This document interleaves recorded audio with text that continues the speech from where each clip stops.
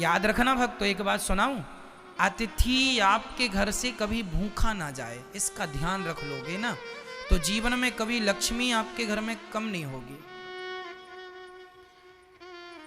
ना जाने किस रूप में नारायण मिल जाएं, पता नहीं किस रूप में भगवान कब आ जाएं, वो कुत्ता बनकर आए, बिल्ली बनकर आए, साधु बनकर आए, फकीर आदमी इंसान बनकर आए, सामान्य रूप में आए, किसी भी रूप में आए, कोई आपके घर आए, मैं ये नहीं कहता कि किसी को धन दौलत दो, लेकिन कोई आवे तो जरूर ये पूछा करो, भैया संत जी क्या भोजन करेंगे? यदि वो कहें कि हाँ भोजन करना है तो प्रेम से आप भोजन कराओ, इसमें कोई नुकसान नहीं है। कई लोग तो आज ऐसे ना लोग पूछते भी नहीं है, और जमाना भी खराब है, आजकल साधु संतों के रूप में चोर और चक्के भी आ जाते हैं, इसलिए भी आदमी सावधान है, क्योंकि रावण सीता मां को चुराने आया था तो साधु बनकर ही आया था। तो ऐसे लोग भी हैं, परंतु फिर भी एक बात बताएं, सावधान रहना हमारी जिम्मेदारी है, आपकी सुरक्षा आपकी जिम्मेदारी है, पर फिर भी आपके घर से भूखा कोई ना जाए। माता सीता जानती थी कि ये रावण है, माता सीता भवानी है, नहीं जानती थी कि ये रावण है,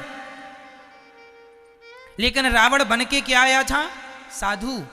और कह क्या रहा था? हमें भूख लगी है, भिक्षाम देही, हमें भिक्षा दीजिए। और माता सीता कौन है? राम की धर्म पत्नी, और गृहस्थों का धर्म है कि द्वार पे आया अतिथि भूखा ना जाए।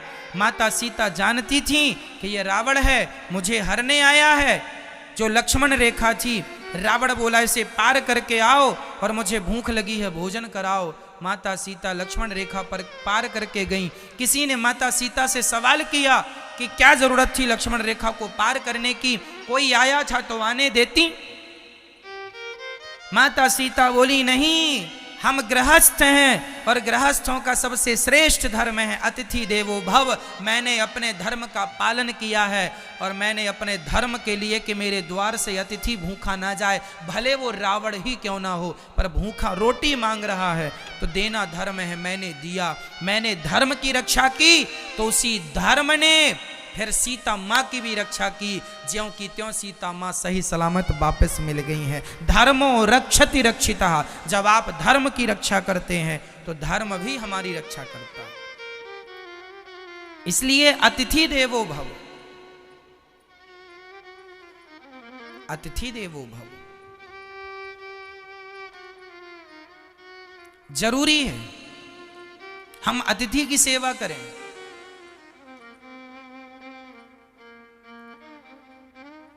समझ रहे हैं? जब हमारे घर से कोई अतिथि भूखा जाता है तो हमारा सारा पुण्य लेकर के चला जाता है। इसलिए हमारे घर से अतिथि भूखा ना जाए। धरा ने कहा कि मेरे घर से अतिथि ना जाए, पर सामने वाला जो साहूकार सेठ है वो कह रहा है कि मुझे तो स्तन चाहिए।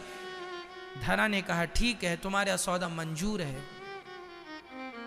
अब तो वो सेठ साहूकार बड़ा प्रसन्न हुआ कि बात बन गई। तो वहां पर एक चाकू पड़ी थी, धरा माँ ने चाकू उठाई और कहा कि आखिरी बार पूछती हूं, तुझे मेरे स्तन ही चाहिए ना? हाँ हाँ स्तन चाहिए। तो माता धरा ने चाकू से अपने दोनों ही स्तन काट दिए और काट कर उसकी तराजू में रख दिए। भैया ये तुझे स्तन चाहिए थे, ये रहे मेरे स्तन, मेरे घर में साधु भूखे खड़े हैं, जरा भोजन के लिए रोटी के लिए पैसे दे दे। सेठ ने पैसा दिया, दंग रह गया, वो अवाक रह गया कि क्या किया इन्होंने, अपने स्तन काट दिए।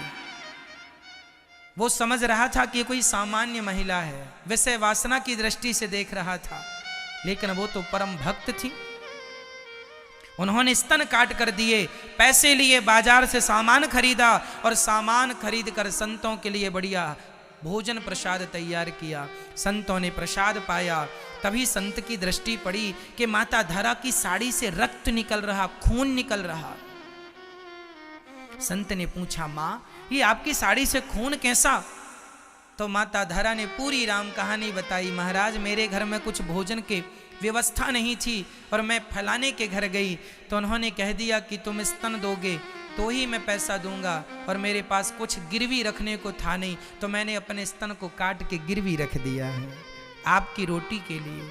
वो संतों से भगवान प्रकट हो गए। वाह, ऐसा अतिथि सत्कार किया है आपने। इस अतिथि, जब आप धर्म की रक्षा करते हैं तो धर्म आपकी रक्षा करता है। भगवान प्रकट हो गए और माता धरा को कृपा दृष्टि से उनका घाव भर दिया, और भगवान कृष्ण ने कहा, भगवान नारायण ने कहा कि माँ, तुमने संतों की सेवा की है, मैं तुम्हारी सेवा करूंगा, अगले जन्म में तुम्हारा बेटा बन के आऊंगा और इन्हीं स्तनों का दूध पान करूंगा, दूध पीऊंगा, स्तन पान करूंगा। पर मैया ने कहा कि ये तो आपने अपने बल से दिया है, अब मैं आपसे कुछ मांगूं? हाँ हाँ मांगो माँ।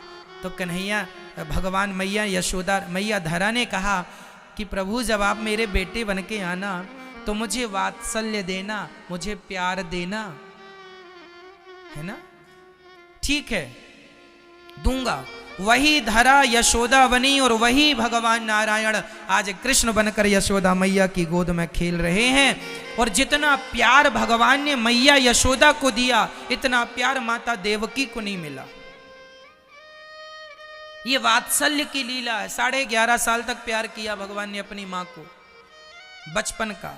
फिर लीला करने के लिए आगे चले गए मथुरा, फिर मथुरा से आगे द्वारिका इत्यादि की लीलाएं हुई। तो भगवान ने, सच कहता हूं, राम बनकर जब आए थे ना, तो माता कौशल्या को भी इतना सुख नहीं मिला था जितना सुख माता यशोदा को मिला। इसलिए भक्तों में सर्वश्रेष्ठ भक्त माता यशोदा है।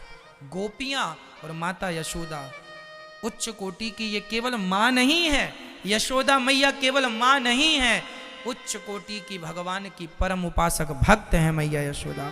भक्तों की परम आचार्य है माता यशोदा। इसलिए आप बड़े प्रेम से माता यशोदा का स्तनपान किया। इसलिए ये दास इन कथाओं को केवल सुनाता नहीं है, हमने सुना दिया, आपने सुन लिया ना। जो कथा मैंने आपको सुनाई कि माँ यशोदा धरा थी और इन्होंने अतिथि सत्कार किया, संतों की सेवा की, उसी प्रकार ये दास आपको सुना नहीं रहा है। यहाँ पर ये संतों की सेवा प्रैक्टिकल ये दास करता भी है, रोज करता है। बिना संतों के भोजन किए ये दास कभी खाता नहीं है। मैं भोजन नहीं करता तब तक जब तक संत भोजन ना कर ले। यहाँ हजारों संत भोजन कर लेते हैं, फिर ये दास अनिरुद्ध खाता है। अतिथि देवो भव यही है, हमें यही सिखाया गया, यही हमारे संस्कार हैं। सभी में बांट कर खाए उसे इंसान कहते हैं, पराया दर्द अपनाए उसे इंसान कहते हैं। ये संतों को कोई धन दौलत थोड़ी चाहिए, ये तो 2 रोटी से ही खुश होते हैं और करोड़ों का आशीर्वाद देते हैं और अपना भजन करते हैं। ये तो आनंद से रहने वाले साधु संत हैं, ये कोई लोभ लालच वाले थोड़ी हैं।